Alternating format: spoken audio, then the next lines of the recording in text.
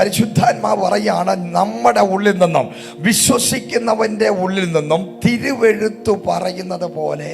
ഒരു തിരുവെഴുത്തെന്ന് പറഞ്ഞാൽ ജീവനുള്ള ദൈവത്തിന്റെ എഴുത്ത്. സാധാരണ എഴുത്തുകാരെഴുതുന്നത് പോലെ, അല്ലെങ്കിൽ വേറെ ഏതെങ്കിലും നോവലിസ്റ്റുകളുടെ പേര് പറഞ്ഞ് എഴുതത്തില്ല, അത് പറയത്തില്ല. അതിന് പകരം പറയുന്നത് ഹല്ലേലൂയ തിരുവെഴുത്ത്. ഇത് വേറെ എഴുത്താ. ഈ എഴുത്തിനകത്തൊരു ജീവനുണ്ട്. ഈ എഴുത്ത് വിശ്വസിക്കുന്നവന്റെ മേൽ, വിശ്വസിക്കുന്നവന്റെ മേൽ, അത് ഉള്ളിൽ കയറിയവന്റെ അകത്ത്, അത് വായിച്ച് കേൾക്കുന്നവൻ, അത് വായിക്കുന്നവനും വായിച്ച് കേൾക്കുന്നവനും ഭാഗ്യവാൻ എന്ന് ദൈവവചനം പറയുമ്പോൾ വചനം പറയാണ്, ഈ തിരുവെഴുത്ത് പറയുന്നത് പോലെ വിശ്വസിക്കുന്നവന്റെ ഉള്ളിൽ നിന്നും ജീവന്റെ ജലനദി ഒഴുകാൻ പോവുകയാണ്.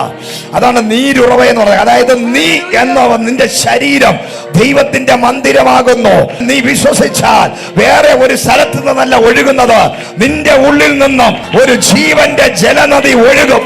ഈ ജീവജല നദി ഒഴുകിയാൽ എന്ത് സംഭവിക്കുമെന്ന് പറഞ്ഞാൽ 47 ഹെസ്കേലിന്റെ പുസ്തകം പറയുന്നു, ജീവജല നദി ഒഴുകുന്ന ഇടത്തെല്ലാം ചലിക്കുന്ന പ്രാണികൾ ഉണ്ടാകും.